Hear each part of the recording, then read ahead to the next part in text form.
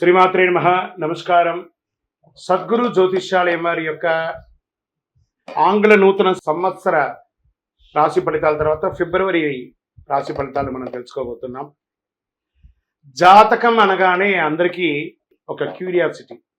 ఈ నెల నాకు ఎలా ఉంటుంది, వ్యాపారం ఎలా ఉంటుంది, ఉద్యోగం ఎలా ఉంటుంది, ఆరోగ్యం ఎలా ఉంటుంది, అసలు నా పరిస్థితి ఎలా ఉంటుంది, అసలు జాతకాన్ని నేను ఎంతవరకు నమ్మొచ్చు, జాతకంలో విశేషాలు ఏంటి అంటే ఇక్కడ వచ్చి గోచార గ్రహస్థితుల్ని దృష్టిలో పెట్టుకొని అన్ని వర్గాల వారిని లెక్క వేసి, ఇది వచ్చి ఒక ప్రామాణికం అనమాట. ఈ లెక్క వేసి ఏ గ్రహాలు ఎలా ఎలా ఉన్నాయి, వారి యొక్క ఫలితాలు ఎలా ఉంటాయనే దాన్ని లెక్క వేసి చెప్పడమే ఈ యొక్క రాశి ఫలితాలు. మీ యొక్క వ్యక్తిగత జాతకానికి ఇది ఒక 40% మాత్రమే వర్తిస్తుంది. మీ సంపూర్ణ జాతకం తెలుసుకోవాలి అని అనుకుంటే మీ పరిసర ప్రాంతాల్లో ఉన్నటువంటి జ్యోతిష్ శాస్త్ర నిపుణుల్ని మీ యొక్క date of birth, time of birth, place of birth ఇచ్చి తెలుసుకోండి. మళ్ళీ చెప్తున్నాను, జ్యోతిష్యం, జాతకం అనేది పడుతున్న వర్షానికి ఒక గొడుగు మాత్రమే, కానీ జ్యోతిష్యం జీవితం కాదు. మీరు మిమ్మల్ని నమ్మండి, జ్యోతిష్యం ఆ దారిలో మీకు సపోర్ట్ చేస్తుంది. ఎవరైనా అడగాలనుకుంటున్నారు లేదా మా ద్వారానే అడగాలనుకుంటున్నారా? 21 వయసు లోపు ఉన్న వాళ్ళు అడగకూడదు, చదువుకోవాలి విద్యార్థులు. 60 వయసు దాటిన తర్వాత మీరు అన్ని అనుభవించేశారండి, అన్ని తెలుసు మీకు.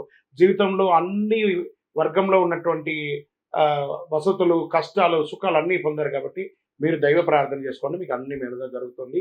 ఎవరైనా జ్యోతిష్యం తెలుసుకోవాలనుకుంటే వ్యాపారం, ఉద్యోగం, వివాహం, సంతానం, ఆరోగ్యం గురించి ఏమైనా తెలుసుకోవాలనుకుంటే అడగండి. విజయవస్తు. ముందుగా మన యొక్క టీవీ ఛానల్ ద్వారా చూస్తున్నటువంటి ప్రేక్షక మిత్రులందరికీ కూడా శుభాకాంక్షలు. చాలా చక్కగా మమ్మల్ని ఆదరిస్తున్నారు చూస్తూ, కానీ కొంచెం అట్లా like and share and subscribe చేస్తే ఎంతో బాగుంటుంది కదా. మంచి విషయాలు మేము తెలుపుతున్నామని అనుకుంటున్నాం. అది మీకు ఇది మంచిది అనిపిస్తే సబ్స్క్రైబ్ చేయండి. మీతో ఒక 18 మందిని సబ్స్క్రైబ్ చేయించండి. నమస్కారం. జ్యోతిశాస్త్రరీత్యా ద్వాదశ రాశుల్లో 4వ రాశి అయినటువంటి కర్కాటక రాశి మిత్రులారా, మీరు పునర్వసు నక్షత్రం 4వ పాదం, పుష్యమి నక్షత్రం 1, 2, 3, 4 పాదములు, ఆశ్లేష నక్షత్రం 1, 2, 3, 4 పాదాలకి జన్మించిన మీరు కర్కాటక రాశి వారిగా పరిగణించబడుతున్నారు. ఫిబ్రవరి నెల మీకు శుభాశుభ ఫలితాలు ఎలా ఉన్నాయంటే, అష్టమ శని ప్రభావం తగ్గుతుంది. ఎన్నో రోజులుగా ఇబ్బంది పడుతున్నారు కదండి. అష్టమ శని తగ్గుతుంది. కుజుడు 12వ ఇంట్లో, శుక్రుడు 9వ ఇంట్లో, రాహుతో కలిసి ఉన్నాడు. కర్కాటక రాశికి మెరుగైన నెలగా చెప్పొచ్చు ఈ నెల. ఆదాయం గణనీయంగా పెరుగుతుంది. మీ ఆదాయం మరియు ఖర్చులను సమతుల్యం చేసుకోవాల్సిన బాధ్యత మీది. వ్యాపారానికి సంబంధించి పనుల కోసం ఎల్లప్పుడూ ప్రయాణాల్లో ఉంటారు. అంటే మీ యొక్క ఎక్స్పాన్షన్ ఆఫ్ యువర్ బిజినెస్ యొక్క కాన్సెప్ట్లో మల్టిపుల్ చోట మీ యొక్క ప్రోగ్రామ్ అంతా చేసుకోవడానికి మీరు ప్రయాణాలు ఎక్కువ చేస్తూ ఉంటారు. విదేశాలకు కూడా వెళ్ళే అవకాశాలు ఉన్నాయి. మీ యొక్క బ్రాంచెస్, మీ యొక్క వ్యాపారము, విదేశీయ వాణిజ్యం కూడా పొందే అవకాశాలు. కర్కాటక రాశి వారిగా చాలా రోజుల నుంచి పడుతున్నటువంటి ఇబ్బంది నుంచి మీకు ఇది ఒక ఉపశమనం అని చెప్పచ్చు. అద్భుతంగా ఉండబోతున్నారు. విద్యార్థుల కోసం, వీసా కోసం, గ్రీన్ కార్డు కోసం, ఉద్యోగం చేస్తున్న వారి గ్రీన్ కార్డు లేదా పర్మనెంట్ కోసం చేస్తున్న H1 వీసా, ఇవన్నీ కూడా తొలగిపోయే ఆటంకాలు. అద్భుతంగా ముందుకెళ్తారు. మీ ఆశయాన్ని నెరవేర్చుకోబోతున్నారు. మీ ప్రయత్నాలన్నీ విజయం. కోర్టు కేసులు ఏమైనా ఉంటే సానుకూలం.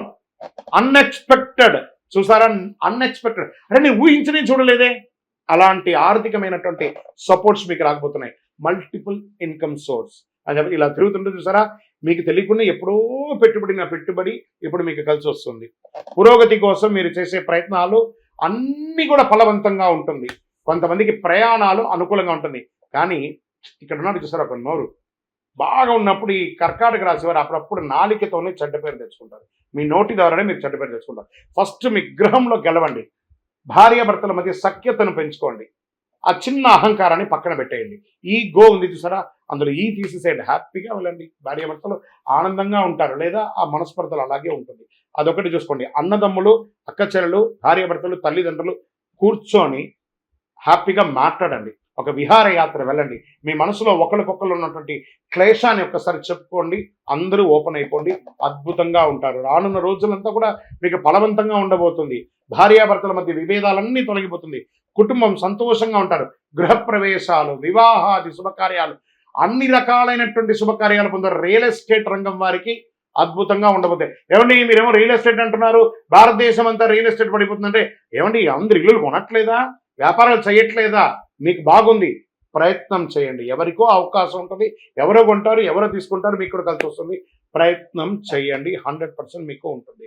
ఆరోగ్యంక అదనపు శ్రద్ధ వహించాలి. ఎందుకంటే బాగా ఉంది కదా అని చెప్పి మీరు విచ్చలవిడిగా మీ ఆహారపు అలవాట్లను మార్చుకుంటే అది ఆరోగ్యం మీద వచ్చి కూర్చుంటుంది. మీ నోరు అదుపులో ఉండాలి, ఆహారం అదుపులో ఉండాలి. ఈ రోడ్ సైడ్ ఉన్నటువంటి ఆహారాలు తినడం మానేయండి ఫస్ట్. ఉద్యోగంలో సహచరులతో మంచి అవకాశం ఉంటుంది, ప్రమోషన్స్. అది ప్రైవేట్ ఉద్యోగం లేదా గవర్నమెంట్ ఉద్యోగం లేదా రీసెర్చ్, అడ్వకేట్స్, డాక్టర్స్, ఇవందరూ స్పోర్ట్స్, వీళ్ళకందరికీ కూడా చాలా ఉన్నతమైనటువంటి నెలగా ఈ భావించవచ్చు అని చెప్పచ్చు.